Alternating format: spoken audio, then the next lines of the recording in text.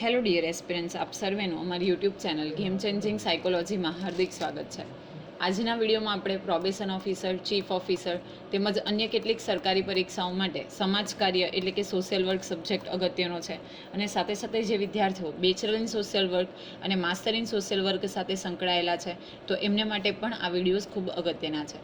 અને એ સિલેબસ અંતર્ગત જે નવો સિલેબસ ડિક્લેર થયો છે એ અંતર્ગત આપણે એક નવું ચેપ્ટર જે છે વ્યક્તિગત સમાજ કાર્યની પદ્ધતિઓ, તો એ વિષયની ડિટેલ્ડમાં ચર્ચા કરવાના છે. જો તમે અગાઉના વિડીયોઝ જોયા ન હોય તો પ્લેલિસ્ટમાં જઈને એ વિડીયોઝ પણ ચેક કરી લેજો.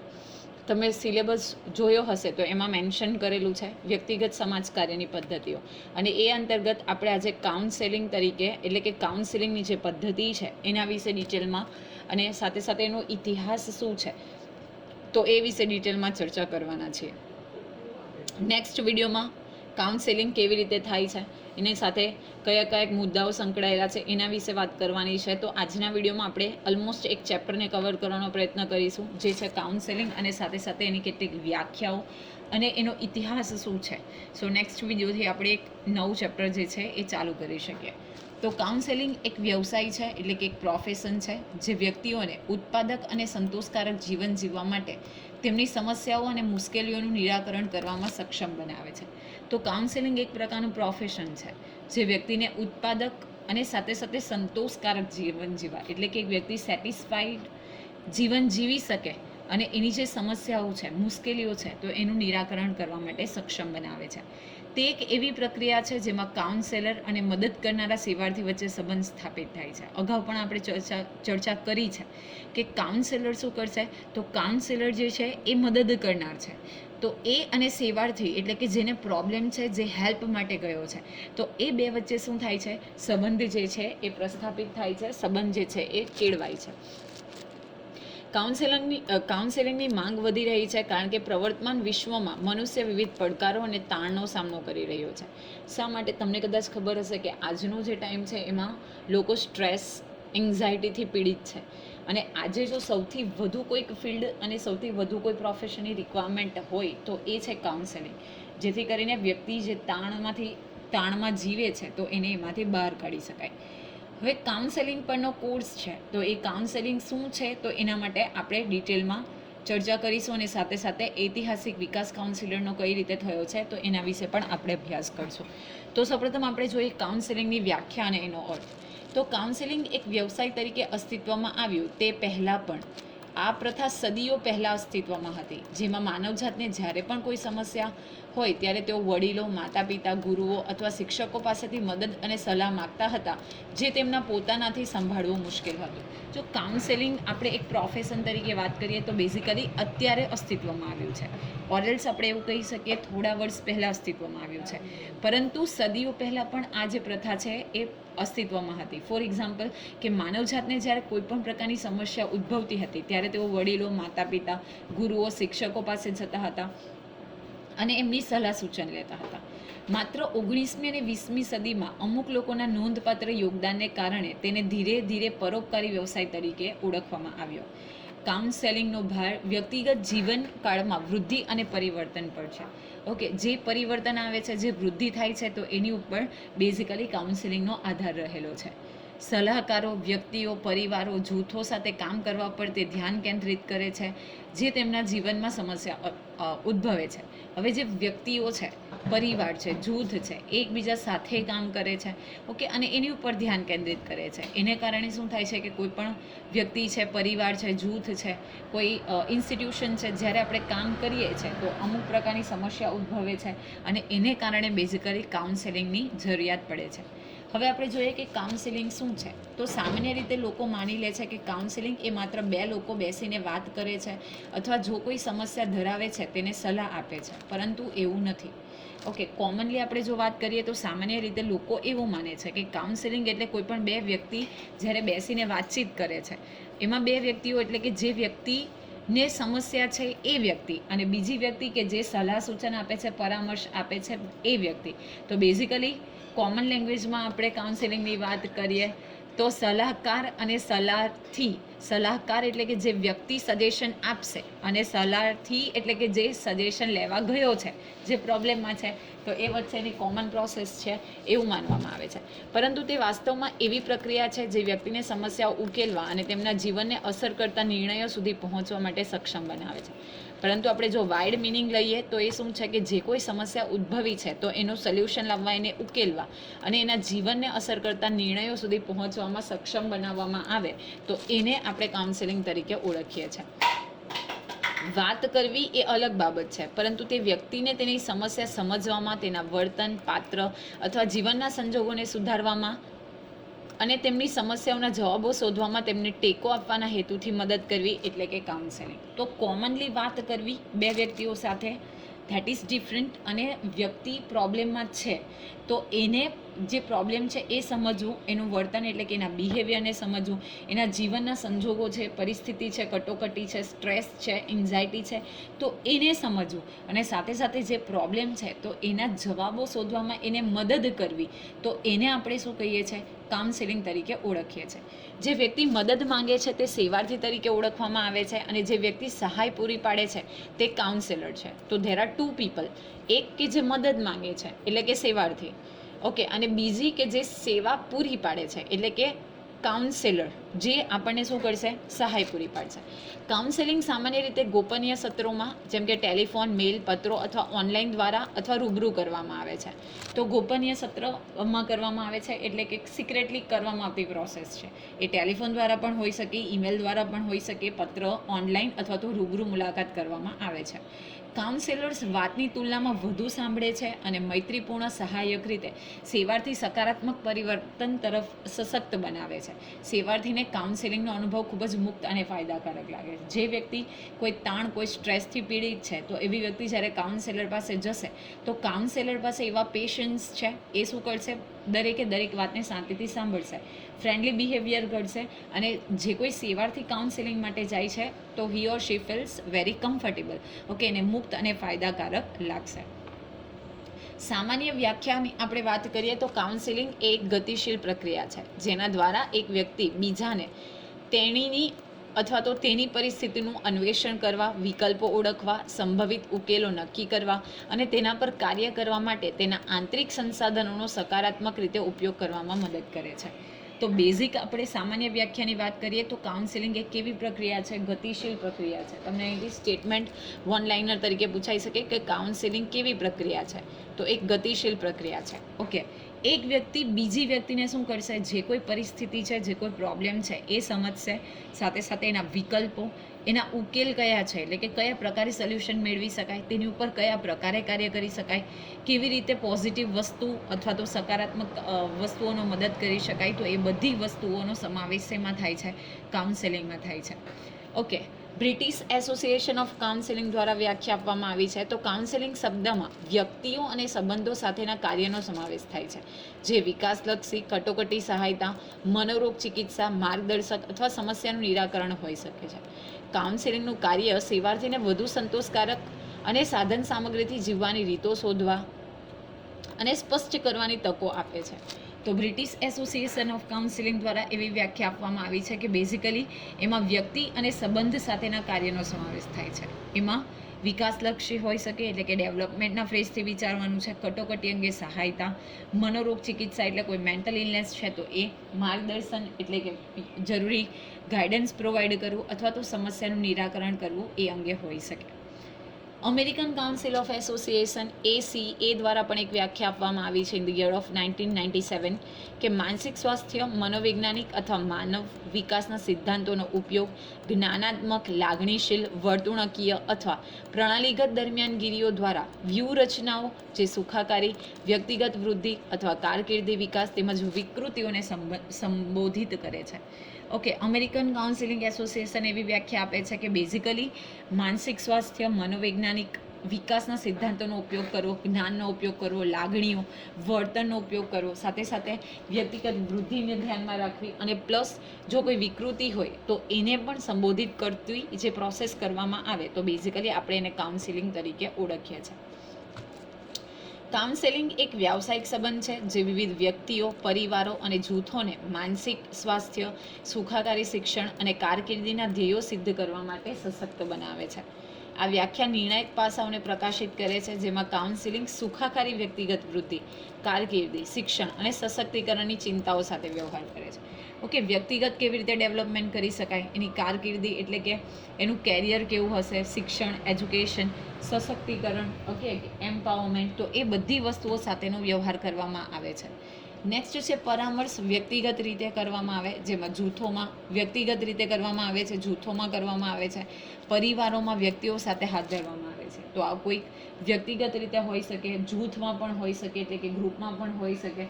અને બેઝિકલી જો આપણે વાત કરીએ તો એક પરિવારોને સાથે લઈને પણ કાઉન્સેલિંગ જે છે એ થાય છે.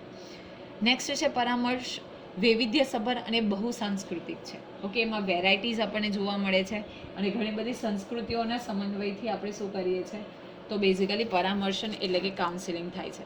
અને કાઉન્સેલિંગ એક ગતિશીલ પ્રક્રિયા છે, તો આપણે યાદ રાખવાનું છે કે કાઉન્સેલિંગ કેવી પ્રક્રિયા છે, તો ગતિશીલ પ્રક્રિયા છે.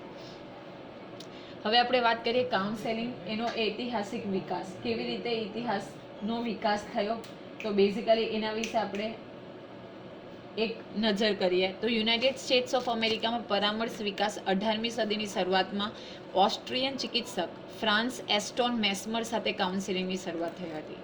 તો ખૂબ અગત્યનું છે કે સૌપ્રથમ કાઉન્સેલરની શરૂઆત કોના દ્વારા કરવામાં આવે છે, તો ઓસ્ટ્રિયનના એક ચિકિત્સક છે ફ્રાન્સ એન્ટોન મેસ્મર. તો એ પોતે કાઉન્સેલિંગની શરૂઆત કરે છે, જેમણે પ્રાણી ચુંબક તત્વની શોધ કરી હતી. મેસ્મરના સિદ્ધાંતનો ઉપયોગ કરીને હિપ્રોથેરાપી વિકસાવવામાં આવી હતી. તો બેઝિકલી એ શું કરે છે, પ્રયોગ કરે છે અને હિપ્રોથેરાપી નામની જે થેરાપી છે એ વિકસાવે છે, જેનાથી આજે પણ હિપ્નોટિઝમ જે છે એ ઉપયોગ કરવામાં આવે છે. 20મી સદીના ઉત્તરાર્ધ દરમિયાન કાઉન્સેલિંગ થિયરી વિકસાવવામાં આવી હતી અને 1981માં સિગમન્ડ ફ્રોઇડના મન પરના સંશોધનથી તેની શરૂઆત થઈ હતી. તો સિગમન્ડ ફ્રોઇડનો આપણે ચેતન, અર્ધચેતન અને અચેતન મનની જે થિયરી છે, તો એનાથી બેઝિકલી કાઉન્સેલિંગની શરૂઆત થાય છે.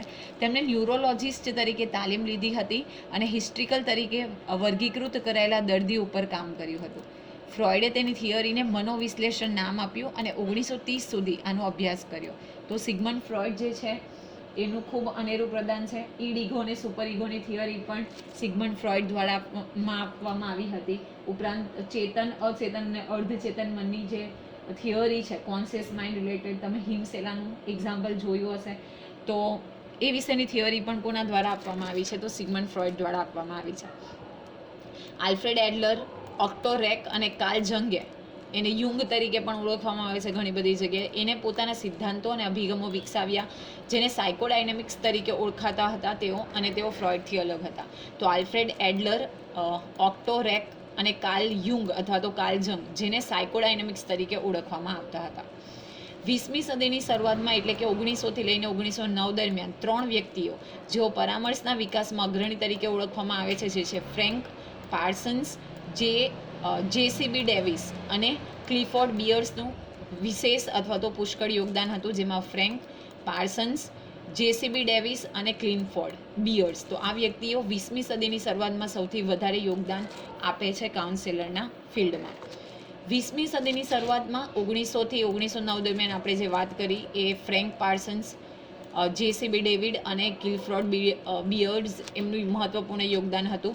ફ્રેન્ક પાર્સન્સ માર્ગદર્શન કાઉન્સેલિંગના પિતા તરીકે ઓળખાતા. તો અગેન ખૂબ અગત્યનું છે કે કાઉન્સેલરના પિતા તરીકે કોને ઓળખવામાં આવે છે, કાઉન્સેલિંગના પિતા તરીકે, તો ફ્રેન્ક પાર્સન્સને ઓળખવામાં આવે છે. સામાજિક કાર્યકર, એક વ્યાવસાયિક શિક્ષક હતા. તેમણે 1908માં બોસ્ટનના વ્યાવસાયિક માર્ગદર્શન બ્યુરોની સ્થાપના કરી હતી અને તેમનું પુસ્તક ચોઝિંગ અ વોકેશન ખૂબ લોકપ્રિય હતું, જેમાં 117 પ્રાથમિક અને માધ્યમિક શિક્ષકોને વ્યવસાયિક સલાહકાર તરીકે નિયુક્ત કરવામાં આવ્યા હતા. ઓકે, પોતે 1908માં વ્યાવસાયિક માર્ગદર્શક બ્યુરોની સ્થાપના કરે છે અને એમનું એક પુસ્તક ચોઝિંગ ધ વોકેશન, જેમાં 117 જેટલા પ્રાથમિક અને માધ્યમિક શિક્ષકોને કાઉન્સેલર તરીકે નિયુક્ત કરવામાં આવ્યા હતા. બી ડેવિસ જાહેર શાળાઓમાં વ્યવસ્થિત માર્ગદર્શન કાર્યક્રમની સ્થાપના કરનાર પ્રથમ વ્યક્તિ તરીકે ઉભરી આવ્યા હતા. ઓકે, અને એવું પૂછાય કે વ્યવસ્થિત માર્ગદર્શક કાર્યક્રમની સ્થાપના કરનાર પ્રથમ વ્યક્તિ કોણ હતા, તો બી ડેવિસ. અને એવું પૂછાય કે કાઉન્સેલિંગના પિતા કોણ હતા, તો ફ્રેન્ક પાર્સન્સ. 1907માં તેમણે શિક્ષકોને સપ્તાહમાં એક વખત વિદ્યાર્થીઓને માર્ગદર્શન આપવા માટે પ્રોત્સાહિત કર્યા હતા, જેનાથી તેઓ મજબૂત ચારિત્ર્ય નિર્માણ કરી શકે અને સમસ્યાઓથી બચી શકે. એવી આશા હતી કે આ માર્ગદર્શન અમેરિકન સમાજની ખામીઓને દૂર કરવામાં ફાળો આપશે. આ એક શાળા માર્ગદર્શક કાર્યક્રમ હતો જે વિદ્યાર્થીઓને જીવનની પરિસ્થિતિઓને સકારાત્મક રીતે સામનો કરવાનું શીખવાડતો હતો. અને 1907માં એ શું કરે છે કે શિક્ષકોને વીકમાં એક વખત માર્ગદર્શન આપવા માટે શિક્ષકોને પ્રોત્સાહિત કરે છે. અને પોતે એવું માને છે કે જો વીકલી આવો એક કાર્યક્રમ યોજવામાં આવે તો વિદ્યાર્થીઓ છે સમસ્યાથી બચી શકે અને જે અમેરિકન સમાજની ખામીઓ હતી એ તો એ ખામીઓને પણ દૂર કરી શકાય અને શાળાના જે વિદ્યાર્થીઓ છે એને માર્ગદર્શન પણ મળી રહે. હવે પરામર્શની પ્રેક્ટિસ વિશે વાત કરીએ તો કાર્લ રોજર્સનો સિદ્ધાંત વિશ્વ યુદ્ધ 1 અને યુદ્ધ પછી કાઉન્સેલિંગમાં સરકારની સંડોવણી. કાર્લ રોજર્સ એ યુએસ સ્થિત મનોવૈજ્ઞાનિકે વ્યક્તિ કેન્દ્રિત અભિગમની સ્થાપના કરી જે આજ સુધી મોટાભાગની કાઉન્સેલિંગ પ્રેક્ટિસના કેન્દ્રમાં છે. ઓકે, તો કાર્લ રોજર્સ જે છે એ શું કરે છે કે કાઉન્સેલિંગ પ્રેક્ટિસના કેન્દ્રમાં છે અને એ વ્યક્તિ કેન્દ્રિત અભિગમની સ્થાપના કરે છે. તેમણે 1942માં એક પુસ્તક લખ્યું છે કાઉન્સેલિંગ એન્ડ સાયકોથેરાપી. તો આ પણ અગત્યનું છે કે કાર્લ રોજર્સ જે છે એ 1942માં એક પુસ્તક લખે છે કાઉન્સેલિંગ એન્ડ સાયકોથેરાપી. બીજા વિશ્વયુદ્ધે સૈનિક માટે નિષ્ણાંતોને તાલીમ આપવામાં મદદ કરવા માટે સલાહકારો અને મનોવૈજ્ઞાનિકોની જરૂરિયાત ઊભી કરી. જ્યારે બીજું વિશ્વયુદ્ધ થાય છે ત્યારે કરોડો લોકો પોતાનું જીવ ગુમાવે છે અને સાથે સાથે કેટલાય લોકો ડિપ્રેશનમાં જતા રહે છે. તો જે સ્પેશિયલી જે સૈનિકોની વાત કરીએ તો એના માટે શું થાય છે કે આ કાઉન્સેલિંગની જરૂરિયાત ઊભી થાય છે. 1950ના દાયકામાં મુખ્ય 5 ઘટનાઓએ કાઉન્સેલિંગનો ઇતિહાસ બદલી નાખ્યો. એ માટે જેમ કે કઈ 5 ઘટનાઓ હતી તો American persons and guidance association APGAની સ્થાપના થાય છે, જેમાં માર્ગદર્શન, પરામર્શ અને કર્મચારીઓની બાબતમાં રસ ધરાવતા જૂથોને ગોઠવવામાં આવ્યા. બીજી કંઈક એવી ઘટના બને છે અમેરિકન સ્કૂલ કાઉન્સેલર એસોસિએશન ASCAની યોજના આયોજન થાય છે 1953ના વર્ષમાં. ત્રીજું બને છે APA 1952ની અંદર સોસાયટી ઓફ કાઉન્સેલિંગ સાયકોલોજીની સ્થાપના થાય છે. અને નવું છે નવા માર્ગદર્શન અને પરામર્શન સિદ્ધાંતો, જેમાં વર્તણૂકના સિદ્ધાંતો BF સ્કિનર, જ્ઞાનાત્મક સિદ્ધાંતો આલ્ફ્રેડ એલિસ અને એરોન બેક દ્વારા, ટ્રાન્ઝેક્શનલ એનાલિસિસ એરિક બર્ન દ્વારા અને કાઉન્સેલિંગ સાથે સંકળાયેલા સિદ્ધાંતોની નોંધપાત્ર વધારો થાય છે. ધીરે ધીરે જ્યારે કાઉન્સેલિંગની સ્થાપના થતી જાય છે એમાં ડિટેલ સ્ટડી થાય છે તો ઘણા બધા સિદ્ધાંતો જે છે BF સ્કિનરનો સિદ્ધાંત તમને ખબર હશે તો કબૂતર અને ઉંદર ઉપર કરેલો સિદ્ધાંત જે છે એમ ધીમે ધીમે એમાં પણ મોડિફિકેશન થતું જાય છે.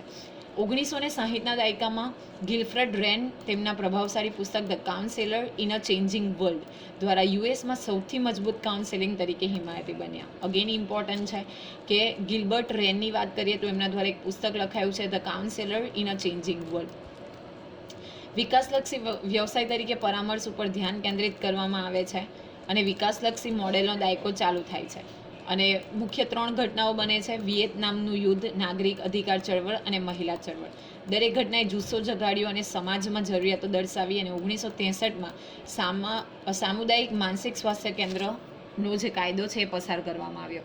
તો basically in the year of 1963 ફરી એક કાયદો પસાર કરવામાં આવે છે જેમાં માનસિક સ્વાસ્થ્ય કેન્દ્રો બનાવવા ઉપર હિમાયત કરવામાં આવે છે, જેથી કરીને જે લોકો મેન્ટલી ડિસ્ટર્બ હતા તો એમના માટે એમને યોગ્ય સલાહ મળી રહે. વર્તમાન દિવસનું કાઉન્સેલિંગ ગ્રાહકને જીવન મુદ્દાની કૌશલ્ય શીખવા તરફ આગળ વધી રહ્યું છે.